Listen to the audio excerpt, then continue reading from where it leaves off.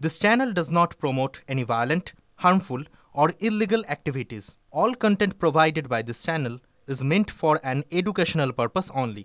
Top quality और consistent performance के लिए सिर्फ सिल्वर पंप्स नाम याद रखना।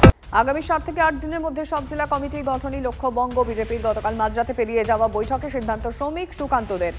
আর কি ঠিক হয়েছে এই বৈঠকে প্রদীপ্ত কান্তি ঘোষ বলবেন। প্রদীপ্ত, দেখো, এই মুহূর্তে বিজেপির সব থেকে বড় মাথা ব্যথা যে কমিটিগুলো তৈরি করে সেই কমিটিগুলোকে কার্যক্ষেত্রে তাদেরকে নামানো, এবং সেই কারণেই শুক্রবার থেকে রবিবার পর্যন্ত যে বৈঠক হয় সেখানে সব থেকে প্রাধান্য পেয়েছিল এই জেলা কমিটি গঠন, এবং এমনকি শনিবার দিন মাঝরাত পেরিয়ে গিয়েও বৈঠকে ছিলেন সুকান্ত মজুমদার, শ্রমিক ভট্টাচার্য, সুনীল বনসালরা। সেখান থেকেই যা জানা যাচ্ছে তাতে আগামী 7-8 দিনের মধ্যেই বঙ্গ বিজেপির যে জেলা কমিটিগুলো গঠনের প্রক্রিয়া বাকি রয়েছে সেগুলো তারা শেষ করবে। অর্থাৎ 43টি যে জেলা কমিটি বিজেপির রয়েছে সাংগঠনিক, আর সেখানে যে বদলগুলো হবে তা 7-8 দিনের মধ্যেই করা হবে, এবং তাদেরকে যত দ্রুত সম্ভব এই কমিটি তৈরি করেই আর তাদেরকে দিয়ে কর্মসূচি যাতে করানো যায় তা নিয়েও চর্চা হয়েছে। এবং এই কমিটি তৈরিতে নতুন পুরনো উভয়কেই গুরুত্ব দেওয়া হচ্ছে। পুরনোদের ক্ষেত্রে যাদের রাষ্ট্রীয় স্বয়ংসেবক সংঘের ব্যাকগ্রাউন্ড রয়েছে তারা বাড়তি গুরুত্ব পাচ্ছে, এমনকি যারা দীর্ঘদিন বিজেপির সঙ্গে হয়তো কোনো কারণে সম্পর্ক ছিল না, অর্থাৎ বিজেপি করতো কিন্তু সেই অর্থে সামনে আসতো না, এরকম বহু নেতাকেও সামনের সারিতে নিয়ে আসার ভাবনা চিন্তা রয়েছে বলেই জানা যাচ্ছে বঙ্গ বিজেপি সূত্রে। ধন্যবাদ প্রদীপ। এবার এই মুহূর্তে আরো একটা বড় খবর দিই, আরো একটা বৈঠকের খবর দিই। আবারও কাশ্মীর নিয়ে নতুন কোনো ভাবনা চিন্তা কি করছে সরকার? মিটবে রাজ্যের মর্যাদার দাবি? জল্পনা রাজনৈতিক মহলে, তার কারণ আজকে জম্মু কাশ্মীরে 370 ধারা হ্রদের 6 বছর পূর্তি। গুরুত্বপূর্ণ বৈঠকে এনডিএ সাংসদরা। এই বৈঠকে বক্তব্য রাখবেন স্বয়ং প্রধানমন্ত্রী নরেন্দ্র মোদী। সংসদের বালাযোগী অডিটোরিয়ামে এই বৈঠক হবে, যা অত্যন্ত গুরুত্বপূর্ণ। তাহলে কি নতুন কোনো ভাবনা চিন্তা করছে সরকার? এই বৈঠকে কোন বিষয়গুলো উঠে আসতে পারে ডিটেলে জানবো জ্যোতির্ময় কর্মকারের কাছ থেকে। জ্যোতির্ময়, দেখো, যখন পার্লামেন্টের সেশন চলে সেই সেশন চলার সময় প্রত্যেক মঙ্গলবার করে বিজেপি সংসদীয় দল বা এনডিএ সংসদীয় দলের বৈঠক চলে। এবারে প্রথম এই সংসদীয় দলের বৈঠক ডাকা হয়েছে, যেখানে প্রধানমন্ত্রী নরেন্দ্র মোদীকে অপারেশন সিঁদুরের সাফল্যের জন্য এনডিএর মহিলা সাংসদরা এই বৈঠকের শুরুতেই প্রথমে তারা অভিনন্দন জানান। একদিকে যেমন অপারেশন সিঁদুরের সাফল্য নিয়ে আলোচনা হবে, কিভাবে এনডিএ এমপিরা তা নিয়ে প্রচার করবেন সেই বিষয়টি যেমন আলোচিত হবে, এর পাশাপাশি আরেকটি দিকে আমাদের নজর থাকছে ঘটনাচক্রে 5 আগস্ট আজই 370 ধারা হ্রদে 6 বছর পূর্তি হচ্ছে। আর সেই সময় দাঁড়িয়ে জম্মু কাশ্মীরের মুখ্যমন্ত্রী ওমর আব্দুল্লাহ গতকাল তিনি দেখেছি যে তিনি একটি পোস্ট করেছেন এক্স হ্যান্ডেলে, এবং সেই পোস্টে তিনি অর্থবহ কিছু কথা বলেছেন, যাতে এই মুহূর্তে জল্পনা তৈরি হয়েছে যে জম্মু কাশ্মীরে আবারও কি স্টেটহুড ফিরিয়ে দেওয়া হবে।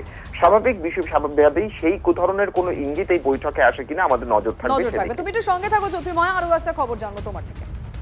আজকে আবারও সুপ্রিম কোর্টে ডিএ শুনানি রয়েছে। প্রক্রিয়া শেষ করতে আরো 2 মাস সময় চায় রাজ্য। সোমবার কেন্দ্রীয় হারে মহার্ঘ ভাতার দাবিতে সুপ্রিম কোর্টে যে মামলা হয়েছে তা নিয়ে এবার প্রয়োজনে রোজ শুনানি হবে বলে জানিয়ে দিল শীর্ষ আদালত। রোজ শুনানি হতে পারে জ্যোতির্ময়? দেখো, গতকাল বিচারপতি সঞ্জয় কারোল তিনি স্পষ্ট করে দিয়েছেন যে আজ থেকে লাগাতার শুনানি হবে। আজ যেমন শুনানি হবে, প্রয়োজনে আগামীকালও শুনানি হতে পারে। যে বিষয়টি গুরুত্বপূর্ণ, গতকাল রাজ্য সরকারের তরফ থেকে বলা হয় যে আদালতের নির্দেশের পর কত পরিমাণ ডিএ দিতে হবে, অর্থাৎ এই কোয়ান্টিফিকেশনের কাজ এখনো পর্যন্ত করা হয়নি। স্বাভাবিকভাবেই সেই কাজ করতে কিছুটা সময় লাগবে, এবং আরো 2 মাস কোর্টের কাছে সময় চাওয়া হয়। স্বাভাবিকভাবে এই পুরো বিষয়টি শুনানি সাপেক্ষ। যতক্ষণ পর্যন্ত না শুনানি হচ্ছে এই বিষয়টি স্পষ্ট হবে না। অপর দিক থেকে রাজ্য সরকারের আইনজীবীরা বা রাজ্য সরকারি কর্মচারীরা যারা আবেদন করেছেন তাদের বক্তব্য যে এই আবেদন আদতে শুনানি পিছিয়ে দেওয়ার কৌশল। স্বাভাবিকভাবেই আজকে সুপ্রিম কোর্টে এই শুনানির অভিমুখ কি থাকে আমাদের নজর থাকবে সেই দিকে। ধন্যবাদ। পরে খবরে আসছি। তিলোত্তমা আন্দোলনে যুক্ত চিকিৎসকদের সমন। মানস গুমটা, সুবর্ণ গোস্বামী, কিঞ্জল নন্দ, দেবাশিস হালদার, কৌশিক চাকিদের সমন কলকাতা পুলিশের। গত বছর পুজোর সময় আন্দোলনে এবছর পুজোর আগেই সমন এলো। মোট 3টি মামলায় সমন এসছে সিনিয়র জুনিয়র চিকিৎসকদের কাছে। মেডিকেল কলেজ থেকে ডরিনা পর্যন্ত মিছিলের জন্য মামলা রুজু হয়েছে।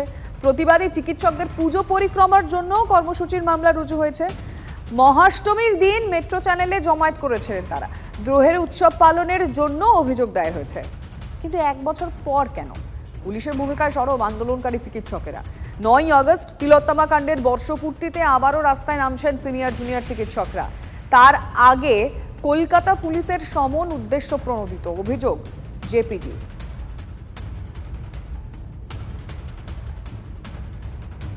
আগের বছরের পুজোর সময় আমাদের যে বিভিন্ন রকমের আন্দোলন কর্মসূচিগুলি চলছিল, সেই চলাকালীন কিছু কিছু অতি তুচ্ছ ঘটনা, সেইগুলিকে সামনে নিয়ে এসে কলকাতা পুলিশ অনেক সিনিয়র এবং জুনিয়র ডাক্তারদের কাছে বিভিন্ন রকম তারা কাগজপত্র পাঠাচ্ছেন, থানায় আসতে বলছেন বিভিন্ন ইনভেস্টিগেশনের কাজে সাহায্য করার জন্য। তাদের যদি সত্যিই কোনো সিরিয়াস অভিযোগ এদের বিরুদ্ধে থাকতো, তাহলে 1 বছর ধরে তারা চুপ করে রইলেন কেন? আমার মনে হচ্ছে যে তারা যে যারা আন্দোলন করছেন তাদেরকে কোথাও একটা ভয় পাওয়াতে চাইছেন এবং তারা একটা প্রতিহিংসার আচরণ করতে চাইছেন।